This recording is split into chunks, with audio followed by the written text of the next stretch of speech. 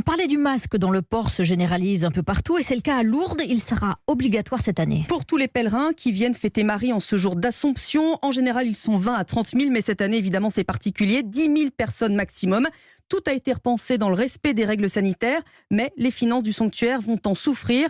Reportage de notre correspondant en Occitanie, Benjamin Peter. Ce sont des capteurs que vous voyez là. Donc on a une masse qui passe, elle est comptabilisée en entrée ou en sortie. Et en temps réel, le chiffre de la fréquentation s'affiche sur le téléphone de Sébastien Maisonneuve, le responsable de la sécurité du sanctuaire, pour ne jamais dépasser le seuil des 5000 personnes. Le calendrier des célébrations a aussi été adapté et dans la basilique qui peut accueillir jusqu'à 25 000 personnes, il a fallu là aussi tout repenser. C'est 5000 marquages, 1600 points matérialisés sur les bancs. Ça va être des schémas de placement avec des bénévoles qui vont orienter les personnes. Et ensuite, durant les célébrations, rappeler avec des pictogrammes simples le port du masque obligatoire et la distanciation des 1 mètre. Dans la ville, il y a des touristes, quelques fidèles de passage, mais ceux qui vont manquer, ce sont les pèlerins. Ils ne sont que 450 inscrits au pèlerinage national, contre près de 10 000 habituellement. De quoi peser sur les finances du sanctuaire pour son recteur, Monseigneur Olivier Ribado-Dumas. Nous escomptons qu'à la fin de la saison, nous aurons une perte de l'ordre de 8 millions d'euros. Le fait que nous reposions principalement sur les offrandes des fidèles et des pèlerins fait que comme il y a peu de pèlerins, nos finances sont dans une situation difficile. Et c'est toute l'économie de la ville qui est d'ailleurs atteinte avec des pertes de plus de 80% pour les commerces et les hôtels.